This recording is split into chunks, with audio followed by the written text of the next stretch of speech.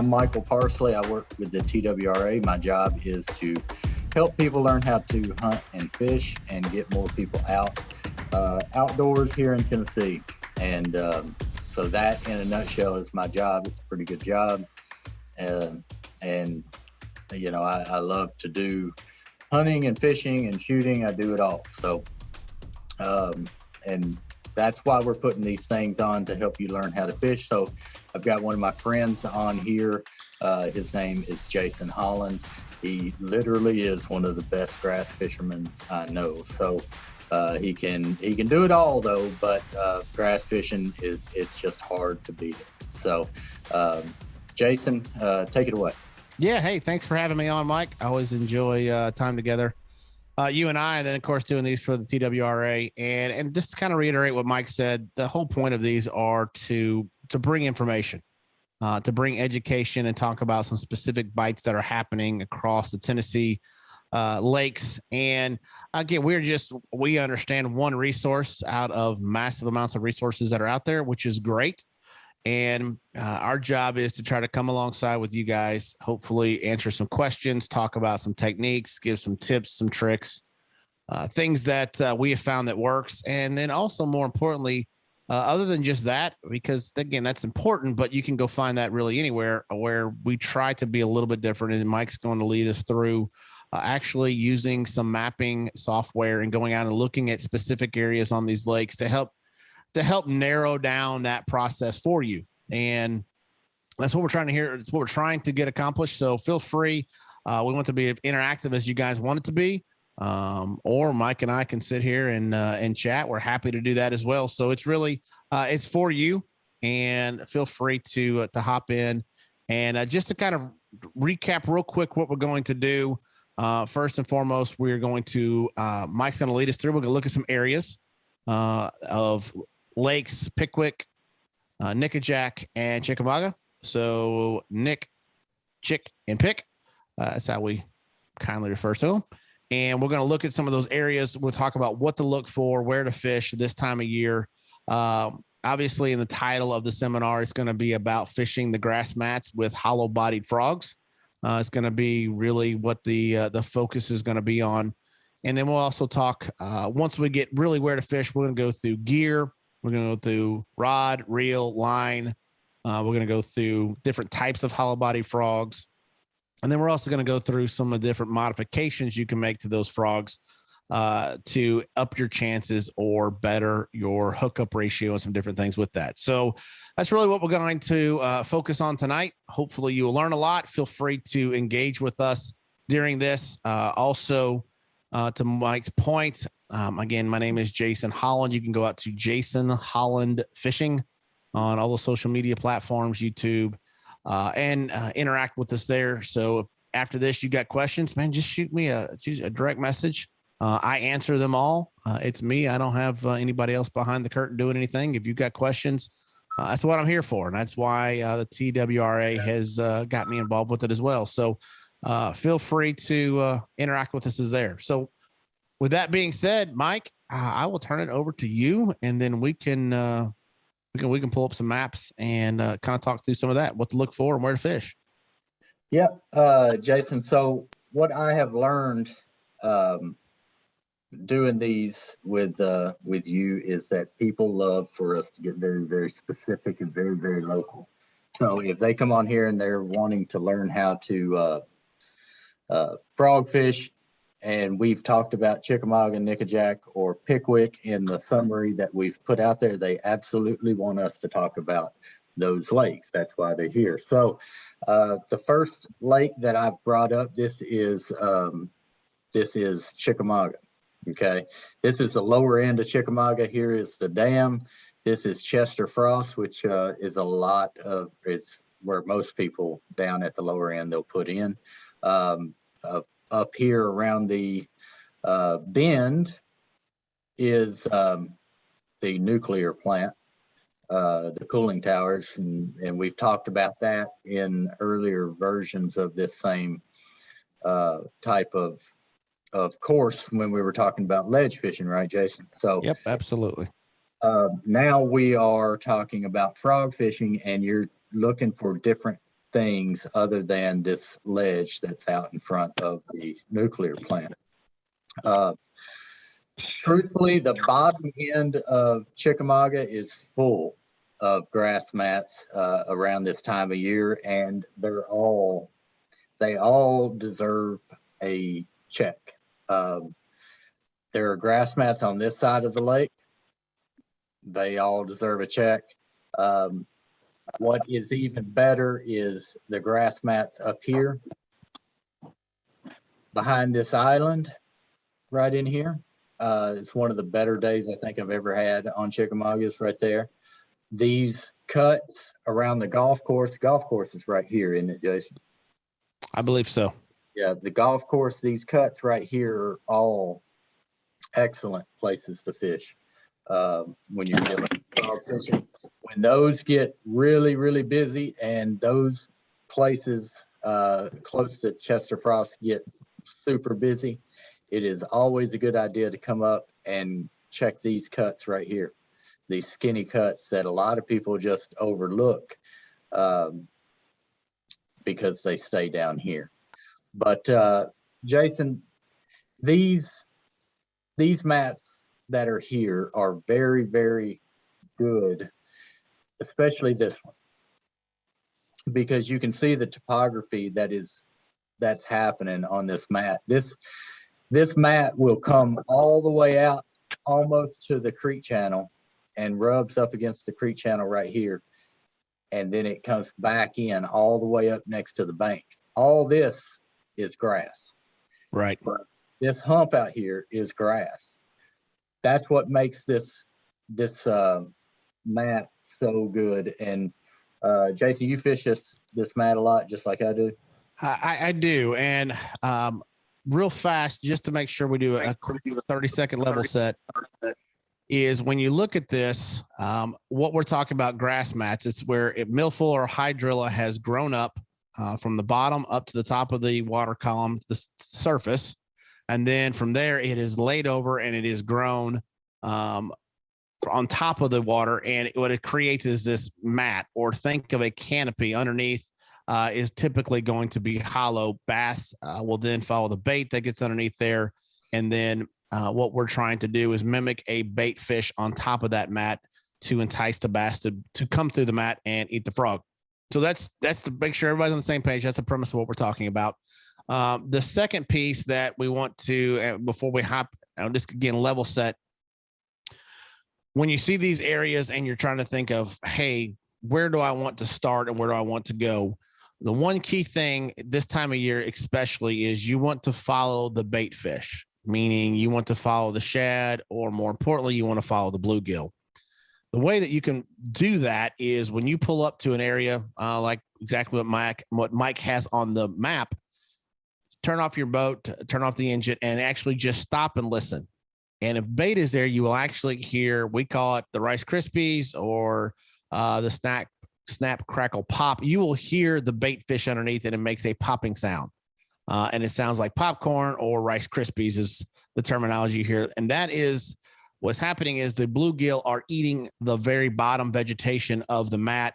And they're making that popping sound, or they could be, they're congregated there and they're making that sound. And so what happens is the bass will obviously then follow the bait fish into the mat. And that's kind of how the whole evolution of the process happens. And so got that out of the way, just to level set with that. What Mike is showing you is exactly right. So just because the grass mat has grown up and topped out, that's the what's underneath is still extremely important. Meaning, is it a creek channel? Is it an underwater point? What's the underneath the mat is just as important as the mat itself, because that will tell you where the bass are typically going to hold in that specific area. What Mike was showing you is a big, massive grass area. When I say massive, it's hundreds and hundreds of yards. Even though it may not look like it on the map, it is a very big area. And so to be as effective and efficient as you possibly can, you will then use your mapping tool.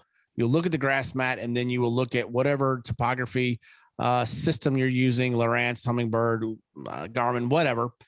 And then from there, you will be able to look at the bottom composition and know, okay, when I'm looking at this spot to Mike's point, that hump at the very top is extremely good spot. When you come straight down from that, you look at that turn, you see that underwater point that's sticking out there. You've got another hump down to the bottom left of that. So you can then pinpoint your area. Again, you'll make fan casts across this and see if you got anybody that's just any of the bass that's kind of roaming. But your main key areas of this, when you come into that specific pocket, is you're going to use what you see with your eye. You're also going to use your topography map, your chart plotter, and that's going to give you the indication, hey, here's where I need to spend some more time. So I may come in and fan cast this whole area. Fan cast meaning just I think of a clock dial, and I'll start at noon and I'll go to 2, then I'll go to 4 and just work my way around like a clock face, fan casting that whole area. But what I will do is on that hump coming into it, I will make multiple presentations to that area because it's a higher percentage spot than some of the other areas. And so that's just how you will use the tools that you have on your boat in conjunction with what you see to try to make you as efficient and effective as you possibly can and cover the area, but then pinpoint and focus on the main high percentage areas. Couple things that you want to look for. Jason brought up one of them. You kind of have to use everything that you have. Mapping, use your mapping like we're doing right now. And I can go around this lake and show you likely spots that are good pretty much year in, year out. You know, that cut, this cut, the one right down here. They're all very good areas to fish. But year after year, they change a little. And what will change is the amount of grass, where the grass is growing, how thick it is. And what you have to do is, one, use your mapping to get you there. And then once you're there, you need to look at the map and listen to the map. So look at it, make sure it's a large mat. Frog mats are different than punching mats that we talked about last month. Punch mats, you want a thin mat that can congregate the fish a little bit. A frog mat, you want a very large mat that you can throw your frog out there 100 yards on 65-pound braid and work an entire football field worth of mat at one time. So large mats, listen for the Rice Krispies, and then on top of that, thinner mats, in my experience, are better mats. If there is a bloom, I guess I would call it a bloom on top of the mat when the sun gets high and it's not had a lot of wave action on it. It's called cheese, and it gets real thick and a real heavy type of mat, and it almost looks like carpet. That can be good at times, don't get me wrong, but the better stuff is normally a thinner, easier mat for the fish to get up through. It leaves a better line with your frog, and we have tricks to actually make a better line on that heavy cheese type of mat too. But mats that look like more, instead of healthy green cheesed up mat, what you're looking for is a mat that is capped out, but it looks to me more like it's a dying hydrilla type of mat, and it looks more like hay, right, Jason? To me, I call that a hay mat and more than a hydrilla capped out mat. Yeah, and really what you're looking at when you see those is typically the leaves of the hydrilla are not as thick. And so you don't have as thick mat, but you still have that long stringy vine, for lack of a better word, of the hydrilla, and that will come and cap out. And so if you think about it from a bass's perspective, he wants to get the best meal that he can, expending the least amount of energy. And what happens on those mats, one, they're much more open underneath, so they don't have to fight as much underneath that mat. So it's more of a kind of a rainforest, for lack of a better term, extremely thick on the top, but wide open underneath. Those stringier, less leaf mats, it provide exactly that. And the second piece of it is it's much easier for a bass to track the bait on those mats, to your point, Mike, where it's not super, it's still thick. Now, let me make sure I'm explaining it well enough. I mean, it's still capped out, to your point. I mean, it's still a capped out mat. It's just not the super thick where you feel like you could throw a bowling ball on top of it and it'd sit on the top and not go through. Those thinner mats with more string and less leaves, it holds the bass more. And more importantly is when they blow up, typically in those type of mats, they're going to get it much better just because they have a much better line of sight to the bait. And also with that is they're not having to blow through as much material or much grass to get to the bait. So if I'm looking for mats, I'm going to look for them, listen to them, and then look at my the topography or what's underneath. And that really will help for guys that say get on Chick or Nick or somewhere for the first time. And you can be absolutely overwhelming, beyond overwhelming. You look at it like, man, I don't even know where to start. Well, these couple tips will help you know where to start, looking at your topography, looking at the grass, and listening for bait. That will help, in essence, they call it eliminating water, but all you're doing is you're getting rid of the lower percentage spots on the lake, and you're going to the much higher percentage spots.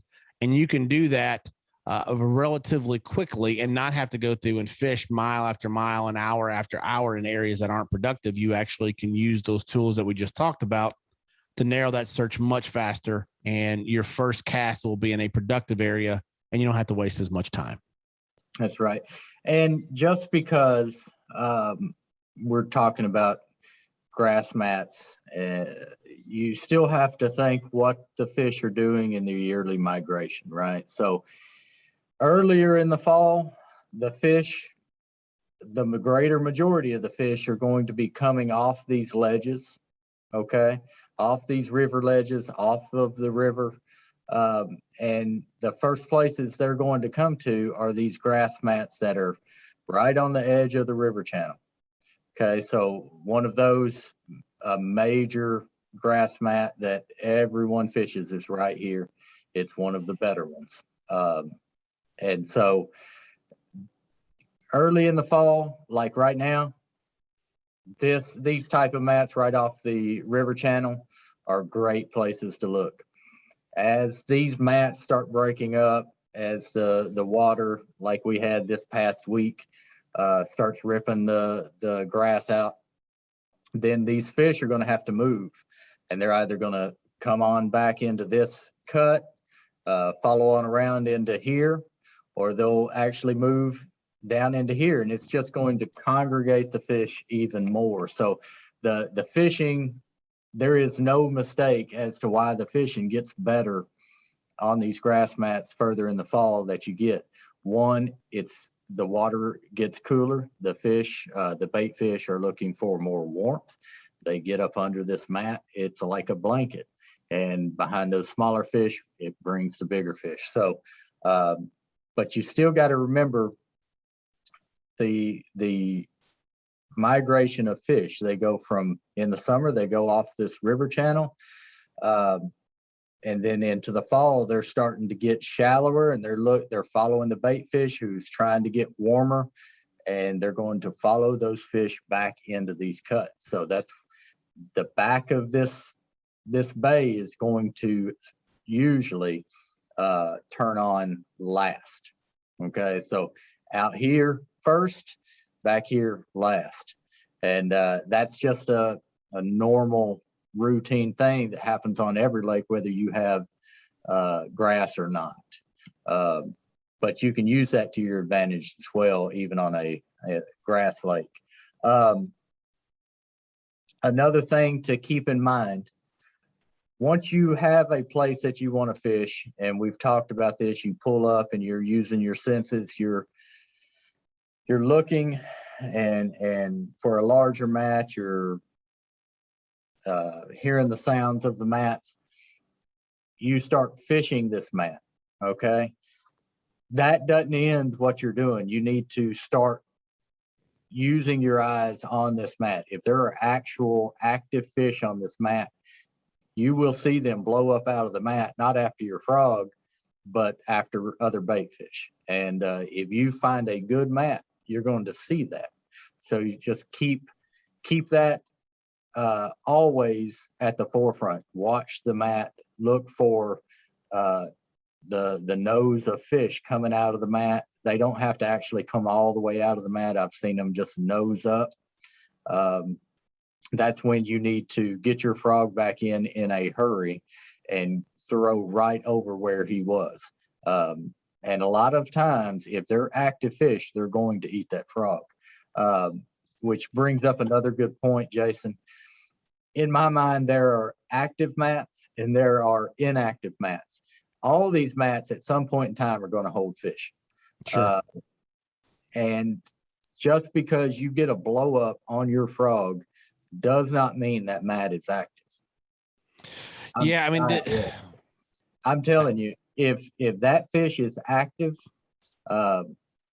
you know, if you get that fish to blow up twice, you get another fish to blow up twice, and neither of them get it, there's something going on. Either you're, you know, some people say you're using the wrong frog, or your cadence is wrong. They're conditioned, they've just been hit so many times with a frog, or that fish is inactive. If a fish wants it, especially on these grass mats, he is going to get it 9 times out of 10. So if you find 2 fish that have just missed the frog, you know, 3 or 4 times, that mat is inactive, and I would probably start going and looking for something else, because they're missing it for a reason. Yeah, you make a couple of really good points there that I want to hit on. And we're kind of transitioning a little bit to the actual fishing of the mat, which is great. I mean, that's part of it as well. So when you get to the mat and you start to see the activity, a couple of things that you want to do. One, I want to try, when I get in there, try to find the most active fish, right? That's the guy that I want first, the one that's just going to blow up. Because what happens is, if you've got a school or quite a few fish underneath that, once you get one to go, once you get one to fire, that usually gets everybody, every fish that's on that mat, keyed into, hey, this is, you know, it's feeding time, right? They call it a feeding frenzy, a lot of different terms, but I mean, they're saying, hey, there's somebody's eating and there's bait fish, and that it starts to fire that group up. So I'm going to fish relatively fast. Once I get a bite and find them and kind of have an idea where they're hanging out, I'm going to drastically slow down. And I am going to literally have frog track on top of frog track. And I'm going to try every different cadence possible. Go real fast till catch a few. If the bite slows down, then I'll go and I'll drastically slow it down. And I'm just consistently trying to figure out a way to keep the school firing. Sometimes that's real fast, sometimes that's real slow, sometimes that's in the middle. So vary your cadence and once you find them. And now I'm going to fish fast until I find them, right? I'm going to keep fishing until I find that active one. And then I'm going to keep working it. To Mike's point, if you have fish that consistently blow up and miss it, there's a reason for it. All right. So you always hear the saying of let the fish tell you what they want. Well, this is a prime example of that. And it could be something as simple as a color change. Now you would think, well, why would a color change really matter when they barely can see it? It will be surprising to you. Lean into it and say, hey, I want to make some color changes. It will surprise you when it happens, when you're missing fish or they're blowing up. And then all of a sudden you make a small tweak. And the next thing you know, every single one that blows on up is absolutely choking it. And that could be a couple of things. One, it could be a color situation. Thing to remember about color, especially when you're buying frogs, top of a frog does not matter. No, they never see it. Never see it. So look at the bottom of the frog. That's the only thing that matters. Yeah, the top of the frog catches the fisherman. The bottom of the frog catches the fish. So look at it, and to that, we'll stay real fast, guys. You keep it simple when you're starting. Get a white one and get a black one. I mean, that is really where, if you're going to get 2 frogs, get those. And it's a very simple rule. The darker it is, the darker your frog. The lighter it is, the lighter your frog. Wait a minute. You mean I didn't have to buy all 50 of my frogs? Well, I mean, I'll show you my box at some point. I've got more frogs than any human being should own, and I've got way too many. But no, to answer your question, you did not need to buy all those frogs. You needed a white one and you needed a black one. And if I had to add one more to that, it would be a silverish color, something to mimic a bluegill. But other than that, no, I mean, guys, you really don't need every single color made. You don't need every size made. You don't ever need every action made. Now, if you get into it, it's tough to beat black. Yeah, I mean, black just works. If you had to have one frog, it's going to be a black one. Even on bright sunny days, again, it's still on top of a dark mat and shade underneath. So it's just hard to beat. So when we talk about that, change your color, change your cadence. And I think probably the biggest thing you will do for yourself in those scenarios is slow way down. And what I mean by slow way down, so if I've got a couple fish that keep blowing up and not getting it, what I will do is I will throw past them and I will work that frog into the general area where they're at, and then it will sit there. And all I will do is just every now and then, I don't move the frog. This is the key. You don't move the frog, you move the slack in your line. And so in essence, think of a quiver or think of a vibration. All I'm trying to do is just get that fish's attention, let them know, hey, my bait is still here. It is still here and you want to come eat it. And so what it does is for the fish that are having a hard time to commit for whatever reason, you wind up just making them mad enough where they bite it just for spite, just because it's above their head for a longer period of time. When I say a long period of time, I mean, it's nothing, especially if it's a pretty good fish. I'll leave it there for minutes at a time. Now it's brutal on you, the fisherman. I promise you, it takes every second feels like an hour, but more times than not, you're going to wind up getting that bite. Now, there will be times when I call them a one-hit wonder, that they will just blow up and then it don't matter what you do. They're just not going to bite it. So again, it's much like bed fishing. You'll kind of get a rhythm and you'll know based on some of your experiences, hey, this was just kind of a one and done. It's a one-hit wonder, or, hey, I think I've got a chance on actually getting some of these fish, or you'll learn exactly what Mike said. Hey, they're just blowing up to blow up on it. They're hitting it with their mouth closed. And then through all those experiences, what you will learn is you will learn when to cut bait, and then you will learn when to hunker down and really try to focus on those fish. And that only comes from doing it. We can give you the pointers and help you understand kind of what's happening, but that type of knowledge only comes from experience. And so those are some of the things to look for. Last thing I will tell you is if you have a fish that blows up in the mat and creates a hole in the mat, let's just say it's about the size, 12-inch, 14-inch hole in the mat where they blew up, your tendency is to throw right back to that spot and bring that frog directly through the open water. And you can sometimes get bit by that. More times than not, you're much better off to throw to the edge of that hole that he blew up in and work your bait over the edge, because what you don't want them to get a really good look at your frog. Because let's be honest, it doesn't represent or really realistically look like a frog. So what you want is a representation of that frog in the fish's mind. And when you come to that hole, you got to think he's sitting underneath that hole and he's looking at the spot he just blew through, right? He is waiting for whatever it was. Hey, something was there. I thought was a meal. I blew up on it, disappeared. Where did it go? So that fish is down there looking at that hole. And what you don't want to do is bring your soft plastic frog that doesn't really look that realistic right across the open, clear water for him to see it. So when you throw it, work it to the edge of that hole that he blew, and you'll have a much better success rate by doing that. All right, let's talk about, seeing how we're talking about all this, let's talk about what happens and what you do, what I do when the fish actually blows up. In my mind, there are a couple of things that happen. What I'm doing when I bring my frog back, I think Jason's right. There are these fish.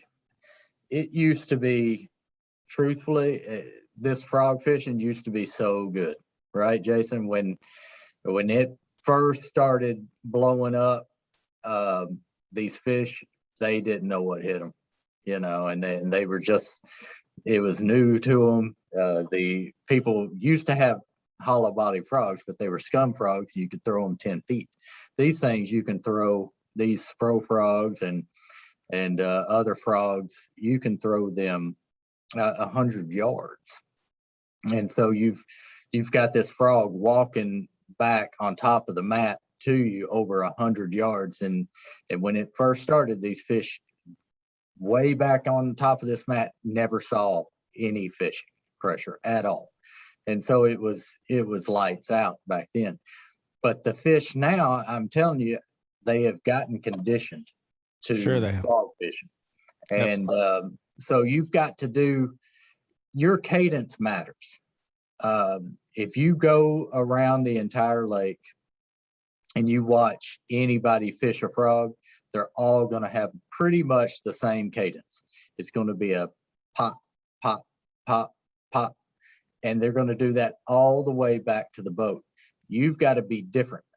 Like Jason said, sometimes you will find, like if you do that pop, pop, pop all the way back to the boat and you get 20 yards from the boat and you just reel that thing up real fast. I've had fish blow up on me running the frog back that quickly. They want something different, be different. Okay, so speed it up, be ultra slow with it. So, a lot of the times that pop, pop, pop does work, but a lot of people are doing that and these fish see it all fall. So keep that in mind. What happens when the fish actually blows up on that bait? Here's what I do, and I've got the patience of Job. So normally when I frog fish after the first blow up, nobody gets the first one, right? But in my mind, what I do is I'm a line watcher. I watch my line when I'm fishing jigs on ledges. I watch my line when I'm bed fishing. I watch my line when I jerk bait fish in the early spring and late winter. I watch my line when I'm frog fishing. That's just what I do. It takes my mind off of watching the fish just blow my mind away when he comes out of the mat. So what I do is I watch the line. If that fish has grabbed it, if he got it when he came out of the mat or came back down on top of the mat, my line's going to move off with him. And I watch my line. If my line does not move, I don't set the hook. If it's moving, I give him a 1 Mississippi and then I cross his eyes. And when you hit these fish, when you set the hook on these fish, it's about as hard as you will ever set a hook. That and punching fish out of these mats, you've got to turn them around. Especially on a frog fish, if you don't turn that fish around, you're not going to get him. Not because you're going to break your line. You're using 65-pound test line, but you're going to pull so hard against that fish, trying to pull him against all the grass, you're going to rip the hooks out of his mouth. So hit him as hard and as solid as you can. And when you hit him, don't stop. You hit him and you keep reeling and you keep reeling. You got to get him up on top of the mat. And what you want to do is ski him back. So watch the line. If the line doesn't start moving off, don't set the hook. These fish, if they got it, they'll run around underneath the mat with the frog in their mouth. They don't care. Have you ever had them do that, Jason? Yeah, many, many times. And what you're talking about for everybody, it's the hardest part of frog fishing. It really, really is having the patience and knowing when to set the hook, because that explosion is so violent and so loud and absolutely so freaking awesome that you can't help but pull the trigger too fast. So yeah, well, if they want it, you're not. Here's the way I think about it: is you think about when you're worm fishing and you feel that first bump.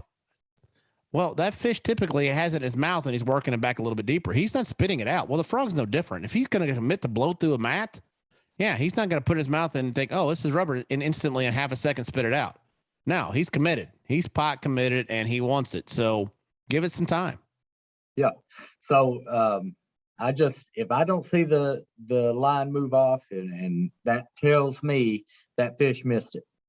And the biggest thing that people get frustrated about is they'll try and set the hook, and all of a sudden you've got frog and line, and everything coming back at you, and you've got to unwad your line because it's probably around your head, and then you've got to get reset up. And by the time you get it back out there, he may or may not be there. But if you become a line watcher and you don't set the hook when he blew up because you were watching the line, you can leave that frog right there. And if he missed it and that is an active fish, he's going to crush it the next time you move the frog. That's the name of this game. You're going to have, I don't know, what do you think? 60%, 50% of fish miss it? I would say, yeah, if not higher.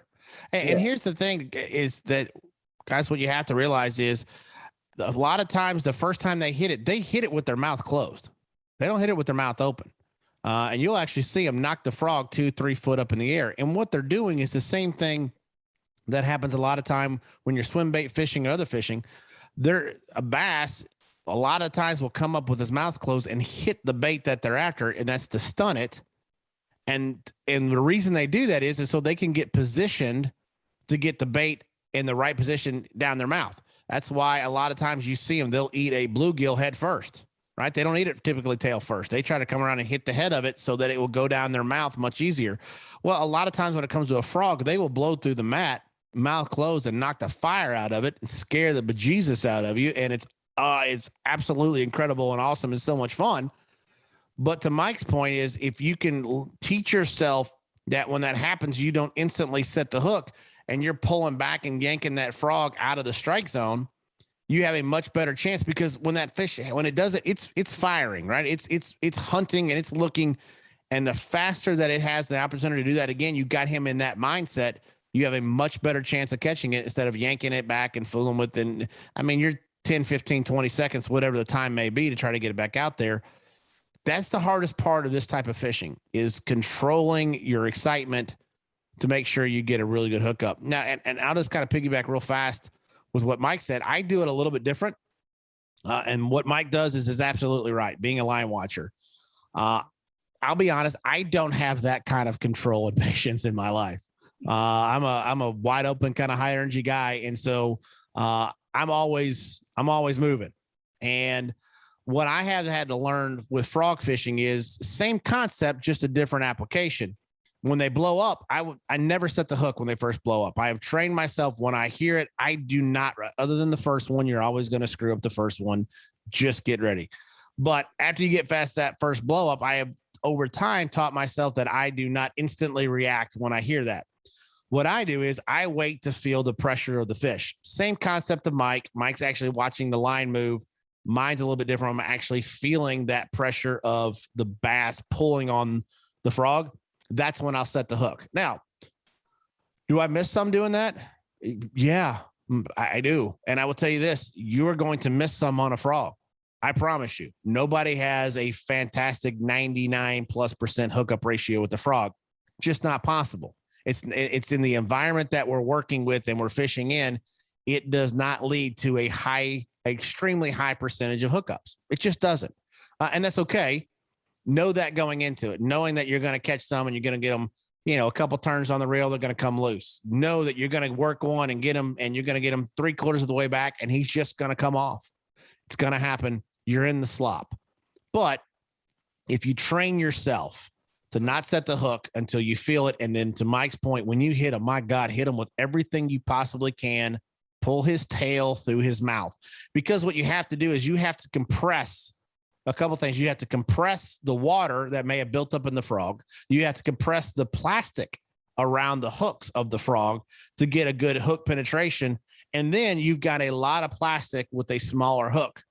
All these things are necessary to fish the way that we're talking about fishing. So it's not, you can't make a lot of adjustments there, but when you hit them, and you're going to have to hit them as hard as you can to drive those 3/0 or 4/0 hooks home. And then more importantly is once you get them going, man, don't stop. Don't stop. Just keep them going. And it's hard and it's tough and it's absolutely incredible. So in the real world, you know, even being a line watcher, even waiting, there are times that we set the hook. You know, you see them, it shocks you, and you just set the hook, and the frog ends up 20 yards behind you, you know, and so you're sitting there at the boat and you're reeling the frog as quickly as you can. What do you do at that point? You get your stuff back in order as quickly as you can. Look at your frog right before you throw it out. Make sure the hooks are right where they need to be. And you throw it back out and you hit the same spot he came from. You try and get as close to exactly where he was, even if it's 100 yards out. You want to land exactly where he blew up. And if you do that and it's an active fish, that fish is caught. Especially when you get on into right now, late September, especially into October, if it's cold in the mornings and it's, you know, hot in the afternoons, that fish is a caught fish. They turn on. That's what they do. When you pinpoint one and he blows up, you'll be able to catch that fish. You just got to get it back in there quickly. Yeah, casting accuracy, when you're fan casting, not that big of a deal, right? You're fan casting. You got a big grass mat and you're just making bomb cast. Okay. When you get a blow up, casting accuracy is the number one thing that you have to kick into gear. To Mike's point, you blow it past you, take the extra 2 to 5 seconds, make sure your hooks are right, make sure your frog's right, make sure you are set up, because that cast, depending on where it lands, again, he's got a small strike zone and he's or she is all fired up to eat. They're ready to go. And you throw it and you're 30 yards to the right of it. That fish may not even acknowledge that you threw the frog back in there, right? Because they're looking at that hole they just made. Because a few seconds ago, there was a bait there. There was a fish, or there was a bait fish or a bluegill or something for them to eat. That's where they're looking at. They're not looking around 50-yard radius. They're looking at that hole. So casting accuracy is the number one thing. If you miss a fish, you got to get back to it, and you got to get back on as close as you possibly can. So take the extra time. I know it's tough. Adrenaline's flowing. That's what makes this type of fishing so much stinking fun. All right, so that's how you fish it. So let's talk about specific places again on Chickamauga, and then we'll move over to Nickajack, and then we'll go to Pickwick if you want to, Jason. Yeah, absolutely. I do want to make sure, Mike, that we leave time to kind of get through some gear and some tips and tricks. I think we still have roughly 45 minutes, but and so let's do the gear. We'll go through some of these areas. When you see something down here that you want me to stop at, make sure and tell me. But hey, everybody, real quick, Mike, everybody, if you can, we've got you unmuted, but if you can mute your phone or your other deal, and then if you got a question, feel free just to pop back in. Thank you. Anyway, so down here, this is Chester Frost, like we talked about a little while ago. Mm-hmm. The mat back here in the back of Chester Frost is good. All this is normally good. And, you know, this is all kind of general info that if I'm going out of Chester Frost, I'm going to check every one of these areas. And I'm going to, like I said, I'm going to look at what the grass looks like. I'm going to listen to what the grass sounds like. I'm going to look for active fish. I'm going to do all of that, and I can check these areas fairly quickly by doing all of that. Correct, Jason? You can. And the thing I will add with that, this time of year, they can be very patternable, if that's the right English word. They're able to be patterned. There we go. My English teacher will be much happier with that statement. And so once you find them in a specific area of a pocket, or do you find them on a specific type of grass or a specific area of a cove, a lot of the times this time of year, you can take that pattern and run that exact same area in different pockets. And so what it does is, especially if you're tournament fishing or you've got a short amount of time and you're trying to catch as many as you possibly can, once you go through that area and you pinpoint that, you fish it in the specific area that you're at, you pull your trolling motor and you go find that same type of exactly what you were doing, area, type of grass, and another pocket, fish that. And again, it's called running a pattern. And a lot of you guys may already know what that means, but you're patterning the fish. They're in a specific type of deal. Doesn't mean you can't catch them other areas, but your higher percentage or your more concentration of fish will be on that specific pattern. So absolutely hit them fast while you're searching. And then once you get it dialed in, you get a couple bites. One fish is luck. They always say, well, one fish is luck, two fish is a pattern. 3 fish is money in the bank. And same type of concept with, just because we're grass fishing, all the other attributes of fishing, bass fishing, doesn't go out the window. It's still extremely relevant. Like Mike said, following them back from the outside points to the back of the creeks, looking at your topography and seeing what's underneath that, fishing specific, all these things are very relative to normal bass fishing, which is just happens to be doing on top of a bunch of grass. So again, don't let, because you're fishing grass, make you miss all the normal stuff that you guys already know about fishing, bass fishing. So I'm going to, like I said, go and give you general areas that I know are good on Chickamauga, that I know year in, year out, normally produce fish when it comes to grass. Some mats year in, year out are just better than others, and that's just the absolute case.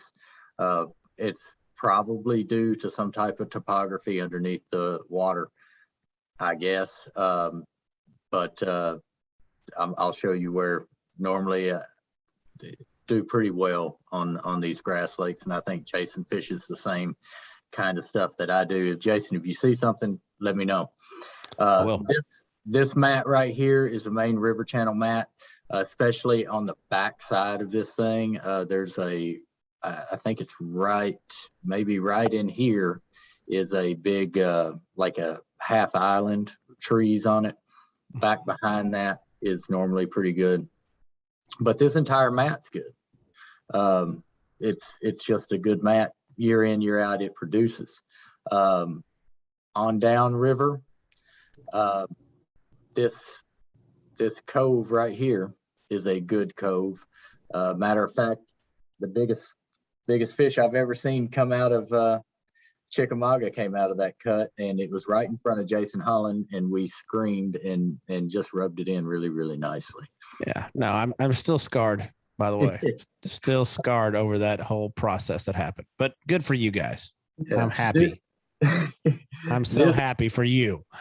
This mat right here is right as it breaks up is lights out. You can't beat that mat. In my opinion, you cannot beat that mat on Chickamauga if it is still there. Down lake, like we talked about, this is an excellent mat. I think this is the golf course. So the grass normally is excellent in that cove because it gets a lot of fertilizer. So that's one of the better ones. This mat right in here is also good. I try and stay on this side. The grass up on this side is, in my opinion, it's not as good. What do you think, Jason? No, and I think it's very easy to see. If you look at the two areas that you just talked about, they have a very clear defined creek channel that comes into them.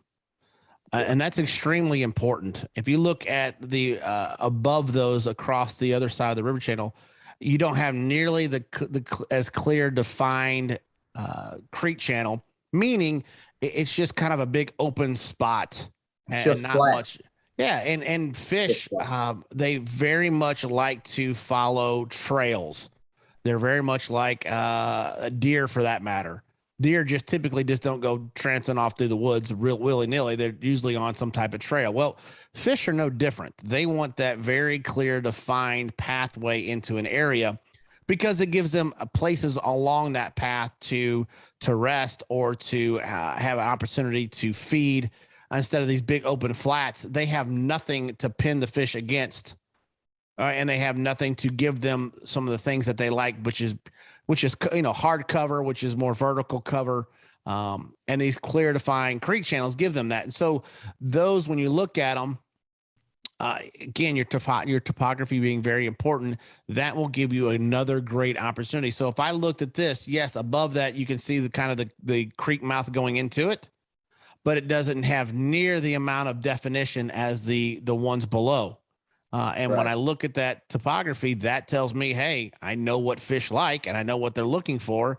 So if I'm going to start and I'm looking at this on my chart plotter and I have never fished this area of the lake before, those are the two places that I'm going to go start with, those two coves on the south side, just because they have much more clear defined channels. And the other thing is, guys, if you look at, they're much smaller areas.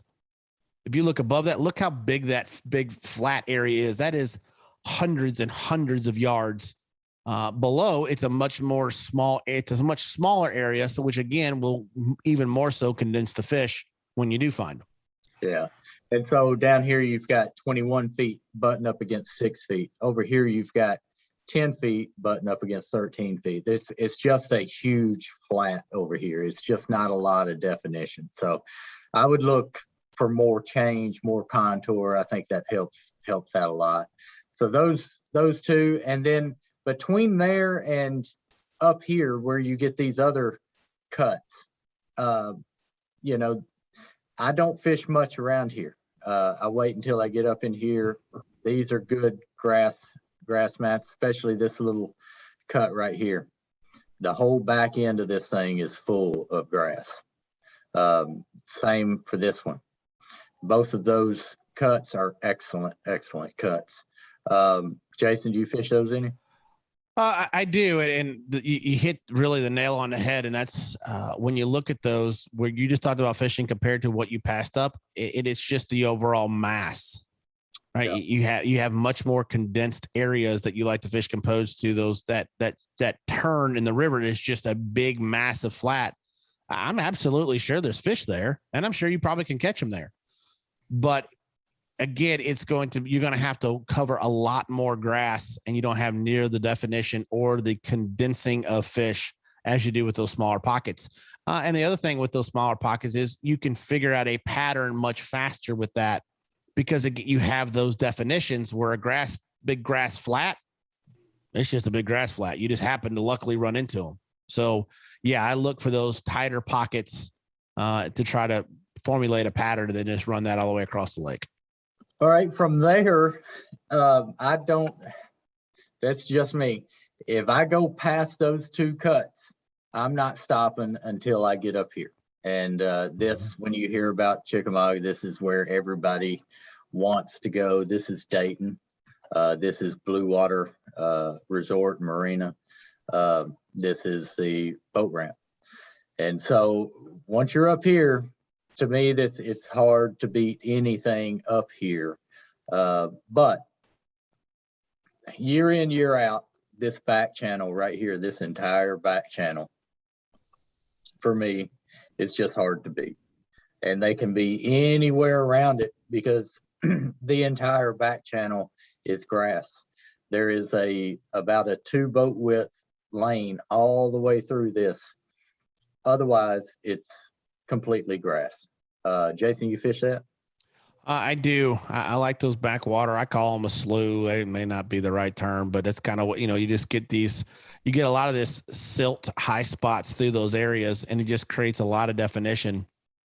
And the only issue that I have with fishing those type of deals is kind of what we talked about earlier, is that because it's so big and massive, you really have to make sure you pay attention to see where you got a bite and analyze the fire out of everything that just happened when you get a bite in those type of areas, so that you can try to figure out, okay, this is what part of the mat. Was it all the way against the bank, or was it right at the edge, or was there something specific in the water? Was it a tree stump, or was it some trash, or was it something that you're trying to, again, duplicate that as much as humanly possible. And so when you get a bite on those big, expansive areas, man, just do yourself a favor, take a couple 30 seconds and just really look at that and try to understand why did I get a bite here?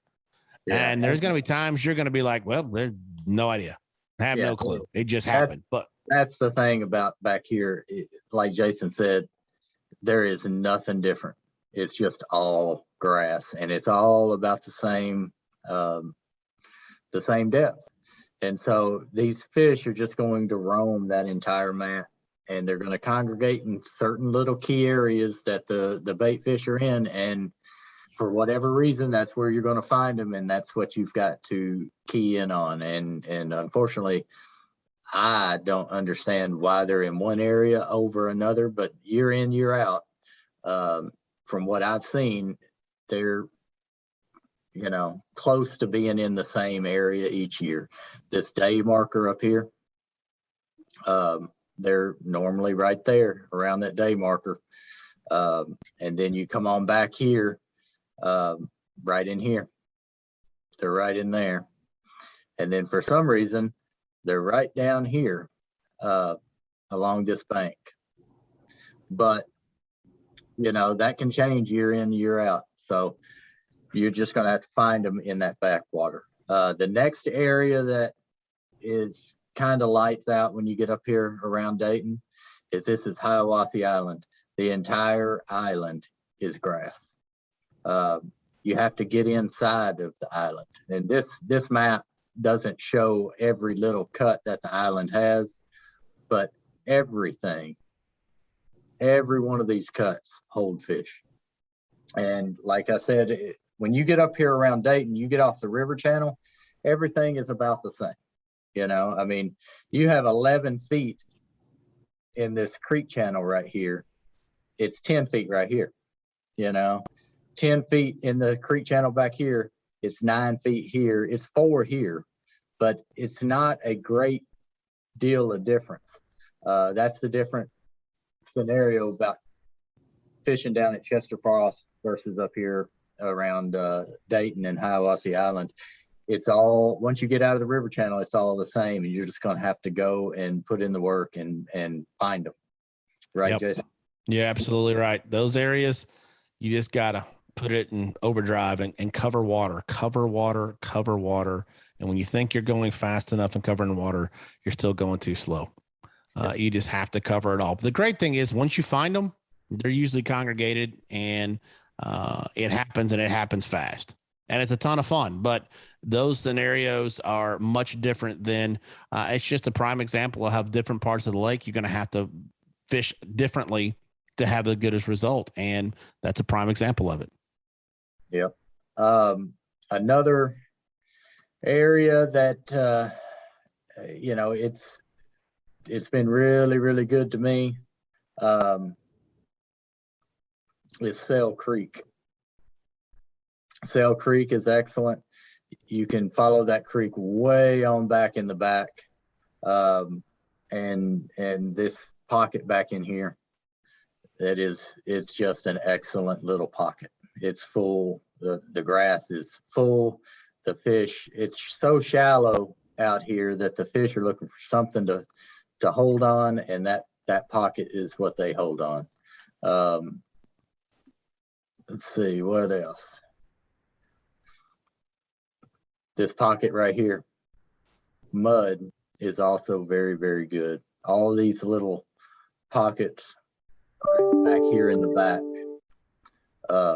are very good. Jason, what do you fish other than that up here?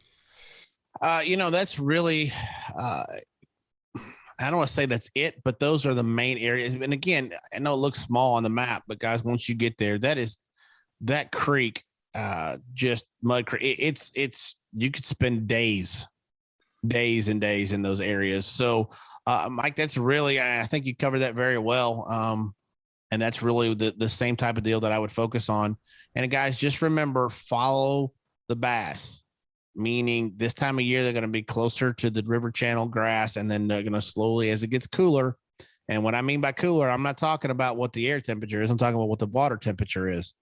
It's a big difference. Then I will then start following them back in and just work my way back. So yeah, I think it's good on old Chick. All right. You want to move on to Pickwick or Nickajack? Which one? It don't matter. We got 29 minutes, so let's blow through Pickwick. Let's do it. All right. So Pickwick, Alabama, Tennessee line. Florence is down in here. This is the Tennessee portion. The lower end of Pickwick, lots of grass, all the way up, pretty much all the way through Pickwick, especially you get on up here to Second and Panther Creek, and then you get on down here around the bridge. On both sides of the bridge, Jason, there is lots and lots of grass, and it's main river grass is what it is.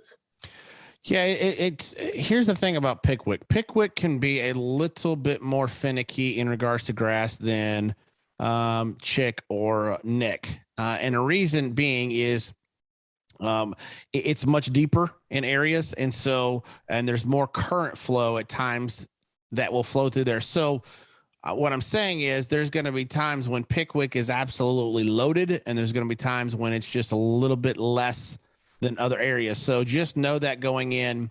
Panther is my favorite, one of my favorites, and then pretty much most of Bear, and the right outside the mouth of Bear Creek are really, really good.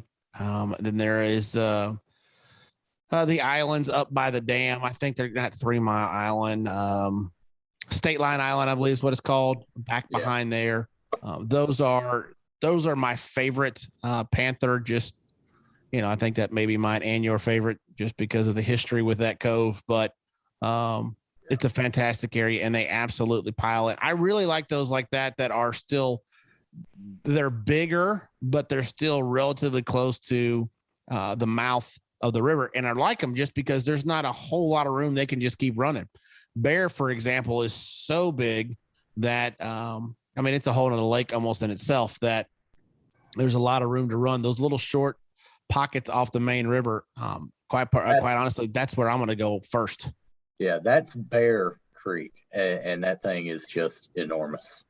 Yeah, it's 20, almost 30 miles, I think, 25 or 30 miles long. It's huge. It's a lake all in itself. Yeah, and then down here around the state line, where did it go? It's hard to see on this map. Right here. Right. It is. Yeah. This is earlier this year, Coger's Island. This is what everybody was fishing during that BASS tournament.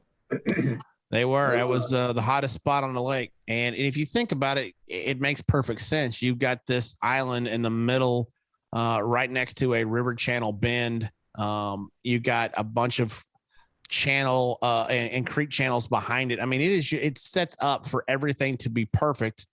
Some of the biggest bass that are caught on Pickwick get caught in that specific area, either up deep, out deep, or even shallow. But from a grass perspective, it is. I recommend that if you're going to go fish that, get there very early, because there you will have a bunch of other people with you. Yep, and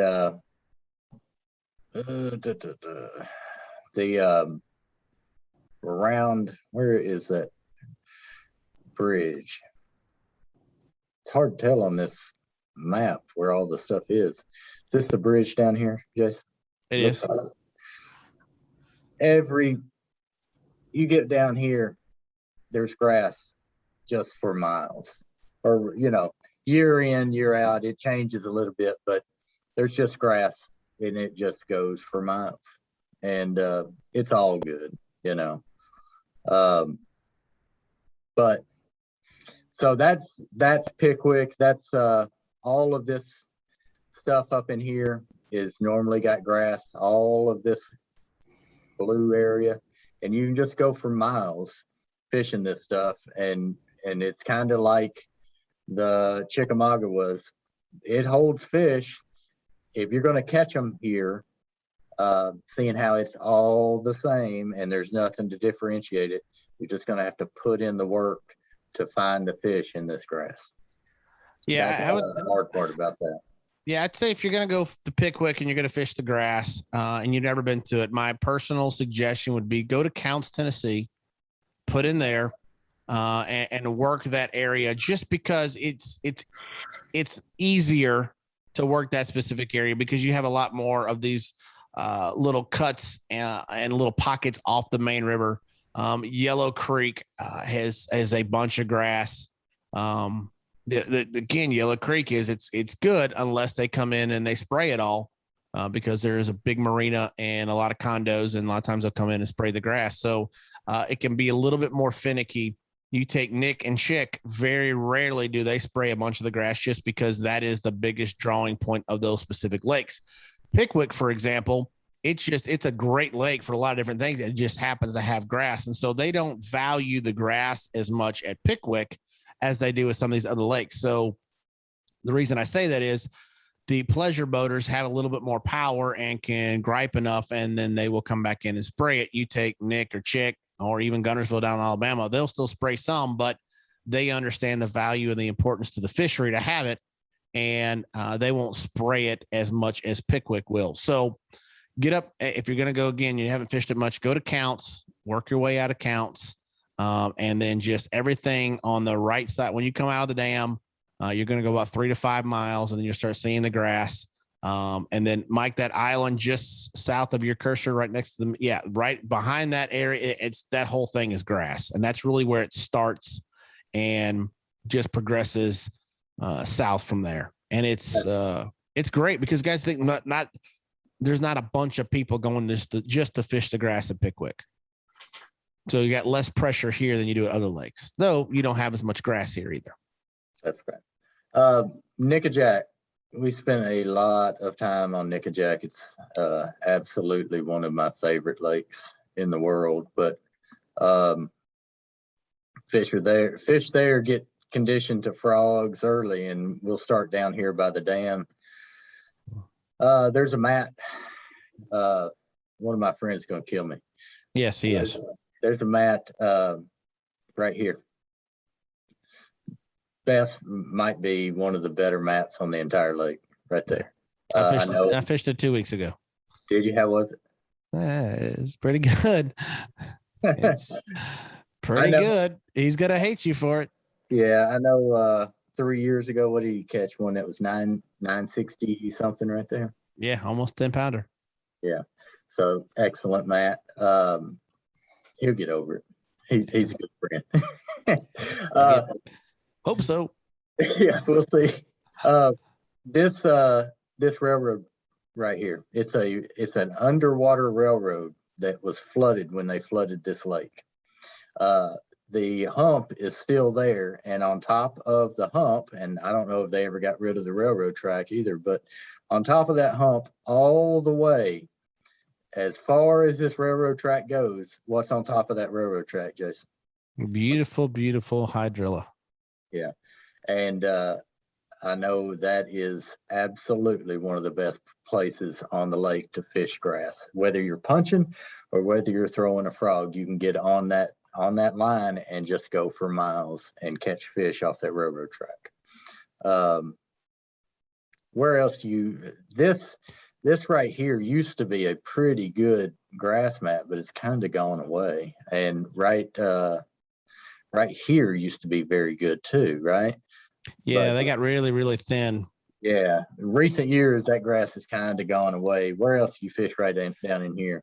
Yeah, so I fish what you just showed there, and then this grass mat right here.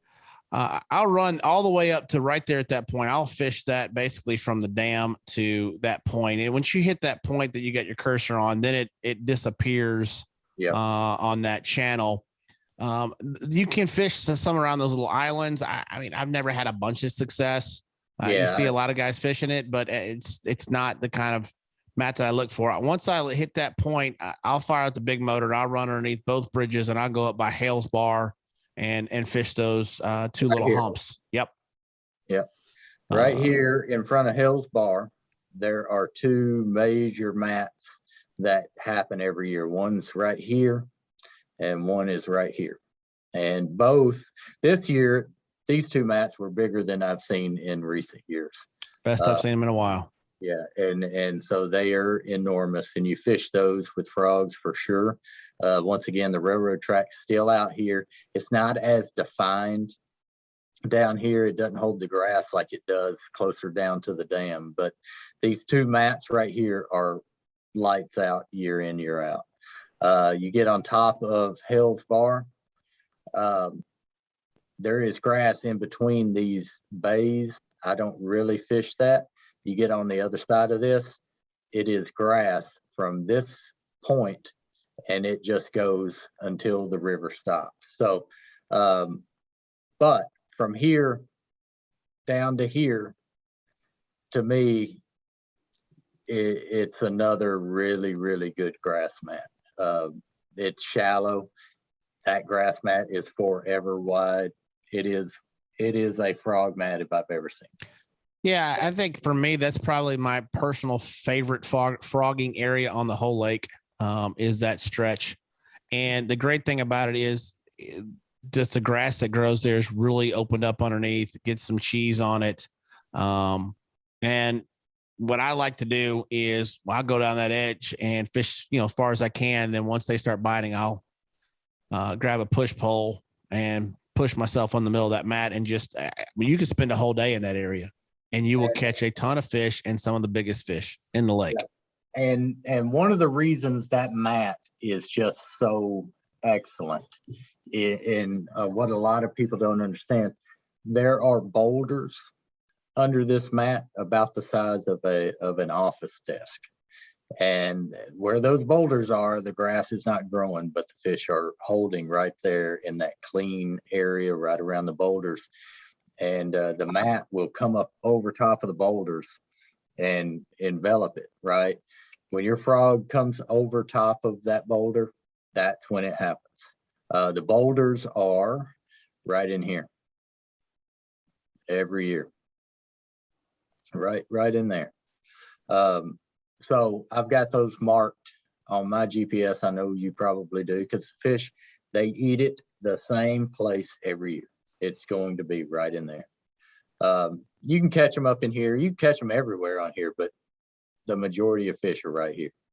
And the majority of fish, you'll get the most of them right there, and they're all going to come between that and that right there. This down in here, I've caught them, but it's nowhere near as good, right? You ever come over here and fish this? I have a few times, and I see guys that run back there, consistently day in, day out. I haven't spent a ton of time back there. And guys, there's a mark, and you can see on the left the green and red buoys. It's a marked channel that runs back all the way across that flat. I probably should, Mike, to be quite honest with you, go spend some time and investigate it. But when I look at it, it's so flat. Yeah. I just feel like there's better options on the lake. But if a guy wanted to get up in there and spend some time, I'm sure he could absolutely find some diamonds in the rough and wear them out, because there's not a bunch of guys that go up in there and fish. So from Hell's Bar, that mat right there, what I do is if I'm in a tournament, I'm looking for high percentage areas, and I fire up the big motor and I run all the way up here. This is Mullins Cove. Mullins Cove is enormous. It's all grass. But the high percentage area to me is where 45 feet of water hits 12, and then it hits 5 feet. This wall of mat holds them year in, year out, right there. Yeah. And it's not, to me, it's not the greatest number of fish, but if you're looking for a big one, this is where he's going to be, right in there. There are other areas on the lake that hold big fish, like down there by the dam, that grass mat. This is another one. So the big fish can get off the river, and he's going to stage up right in this grass mat. So that's another area. I know a lot of people come up and fish these islands. I don't really fish those islands a great deal. I've not done a great deal of good right in there. Nah, I mean, I've tried. I want them to be. They look great. Yeah. And I want them to be good. But I have caught so few fish and worked my tail off. That I don't know that I've actually hit them this year. The same for this entire grass line right there. I know one of our friends love fishing that right there, but I just don't. I've never done any good off that inside bend right there. How about you?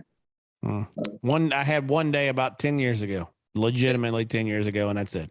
Yeah. So you know, if we're telling you that we fish it year in, year out, and we still aren't getting anything, don't waste your time there. The next thing you're looking for when you get into skinny water like this up here on Nickajack is you're looking for day markers. When you start seeing day markers, you're thinking topography change. And like we've told you about topography, that is everything when it comes to Nickajack. So day markers in major turns of the river. Here is one. This it doesn't look wonderful, but this is all grass right here, and that grass goes all the way around this bend, all the way out. Right, Jason? And it is from that day marker. There's a boat ramp all the way down here to this day marker right here. That area right there, it seems very small compared to what we've looked at today.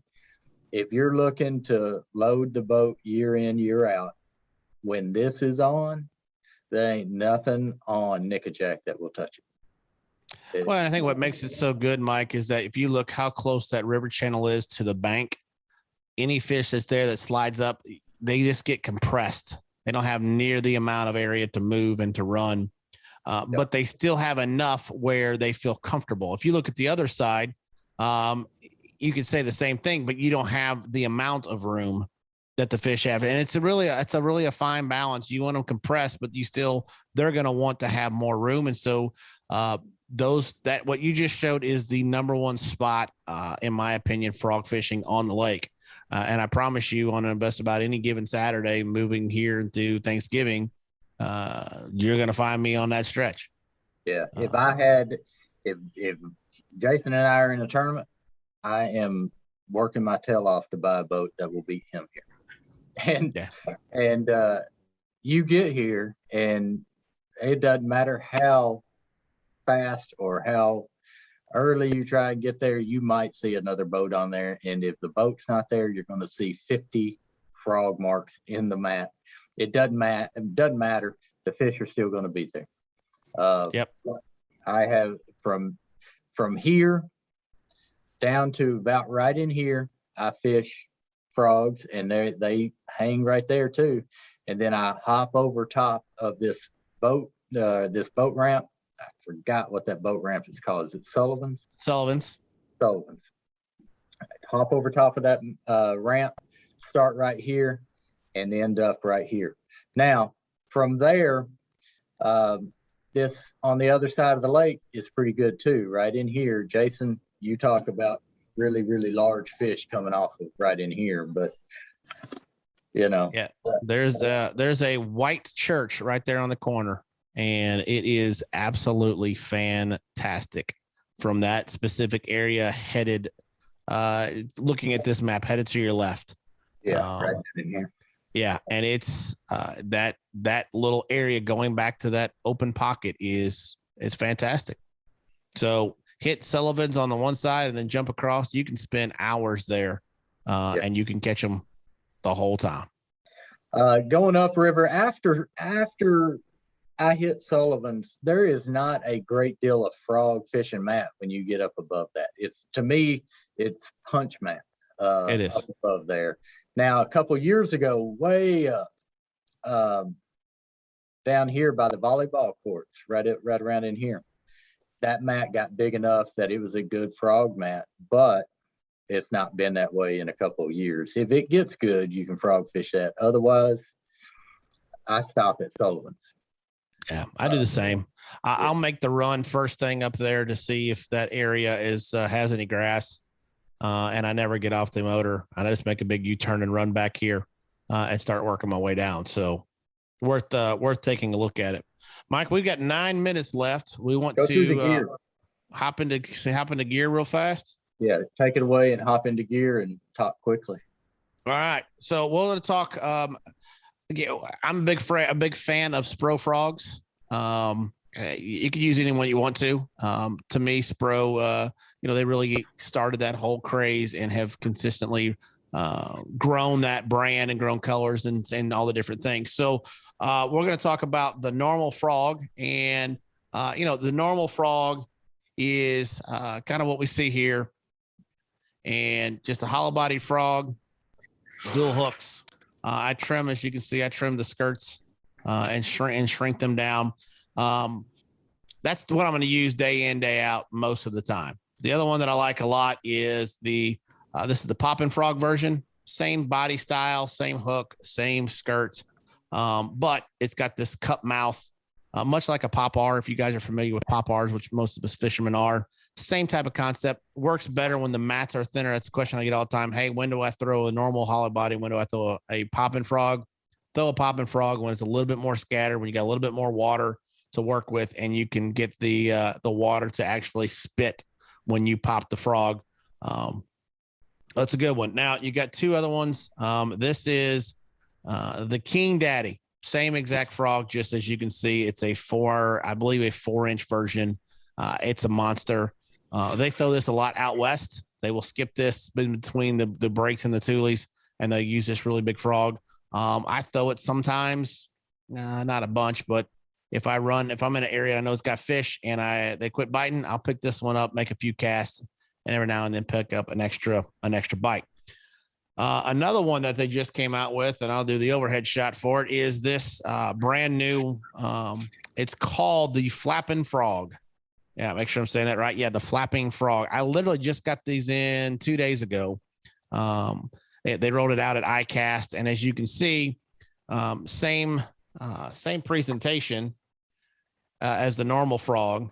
But what's cool about it is it's got these little kickers on the back, almost like the back of a swim bait. And so what that does is, if you guys are familiar with throwing the toe type bait, which is a hunk of plastic, you put a hook in and you just reel it and you speed it across the mats or the thin stuff. Same basic concept. What's great about this frog is, one, if you stop it, it doesn't sink like a toad, which is really important.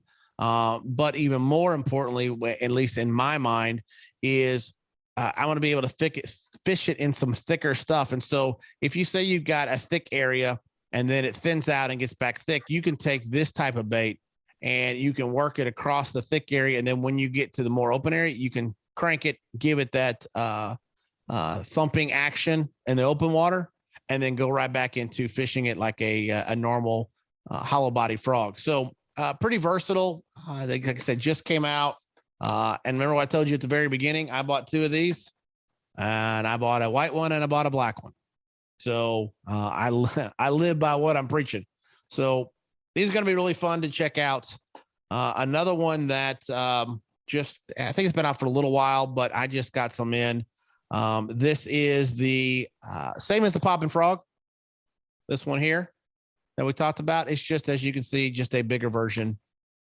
So, again, I want to give that a shot and see. I only have black and green in this one because the white is still back ordered and I'm sure sitting in a container somewhere on a ship. So, again, these are all just different versions. The last thing that I'll show you from a gear standpoint is, and Mike, I don't even know if you've seen this one yet or not.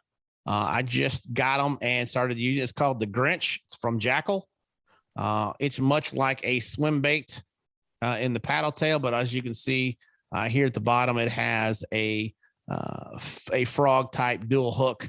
And I've thrown this a little bit at Nickajack, and it's really good outside of the mat where you still have some grass, but it's really sparse, and they're chasing bait fish. So again, just another option of something that you can try something different. So real quick, let's talk about making modifications to it. So we talked about trimming off the bottom of the skirts. And so if you actually can see this, I actually trim it at an angle. And so if I decide to throw this in a more open water, that cut angle of the frog actually helps it walk the dog a little bit easier. And again, if you're throwing it on a thick mat, they never see these things anyway. So it doesn't hurt anything. So I trim that. And then also I take right here, just plain old stainless steel Daisy BBs.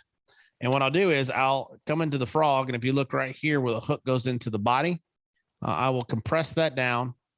And then I will just push the BB in there. When I say I start with typically 8 to 10 of them. Now, what it's going to do is it's going to obviously add weight to your frog, which is going to make it sit more when it's in the mat. It's going to push down and have more of that angle. Also, what it's going to do is it comes across that cheese, it's going to disperse more of the grass and create more of a defined line so that the bass can key on it, can directly find it much easier as it's coming through. Think about it coming through the mat and it's just making an indentation, and the bass will then be able to hone in on it and key on it a little bit easier.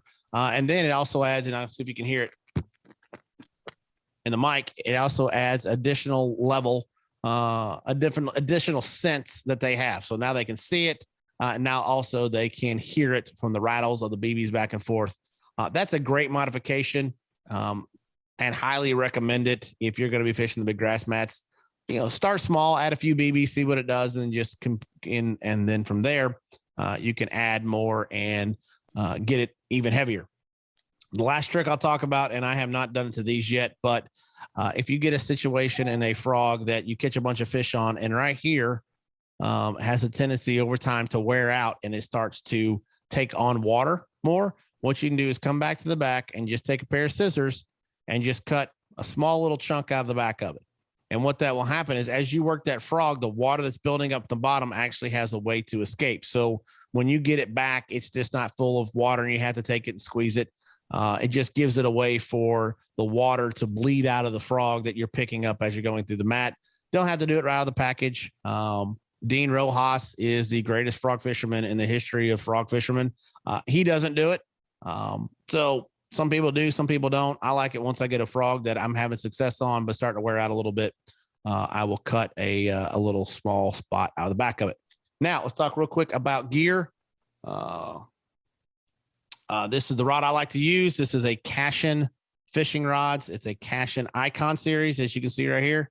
And it actually makes it very simple for us guys like me. It actually says frog right here on the bottom. So I know this is a frog rod. It's a 7-foot, 4-inch long rod. It's a heavy power with a fast action, meaning it has a faster tip. You need that heavy power, guys. When you set the hook, you're going to be dragging them out and they're going to be really heavy, full of grass. You need a good, strong, powerful rod. My personal recommendation is check out Cashin fishing rods in the Icon series. As for a reel, I use a Lew's Super Duty. You can use any type of reel. I like the Super Duty specifically because all the gears, the drag, everything is beefed up, and it's just designed for that. And then we talked about I use 65-pound braid. I personally like to use Suffix 832, Power Pro, Slick 8. Any of that stuff will work fine, but I highly recommend 65-pound braid. And hey, I'm knocking myself out. Don't mind me. If I'm start bleeding, it's okay. We'll just go with it.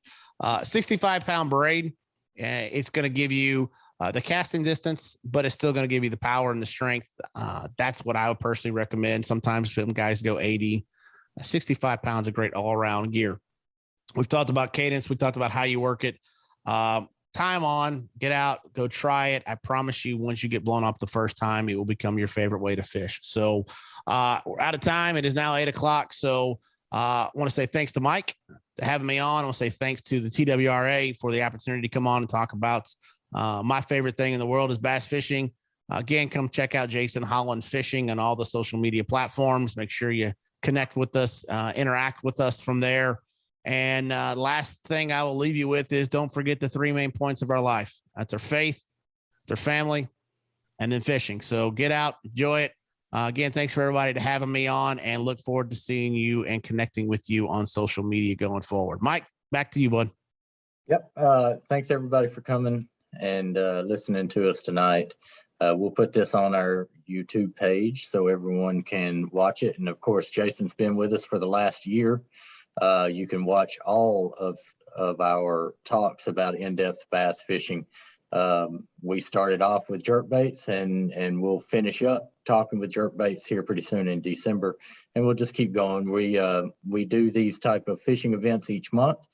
We're going to start doing deer hunting, and we'll also do duck hunting, I think, this year as well, I hope. Yeah, absolutely. It's going to be awesome. That's right. And so if anybody wants to come out and know when we're putting on these events, of course, follow us on our Facebook page. We put those on our Facebook page, but we also have an event system that you can see every event that we have going on in the state, not only these Zoom classes, but in-person classes at gooutdoorstennessee.com. And so get on there, sign up for these events, come out and meet us. And I really enjoy doing these things. I like sharing knowledge, and that's my job. So get out, go to gooutdoorstennessee.com, buy your fishing license, sign up for these events, buy your hunting license, sign up for these events, and get outdoors, have fun. Jason, thank you very much. Thanks, guys. Take care.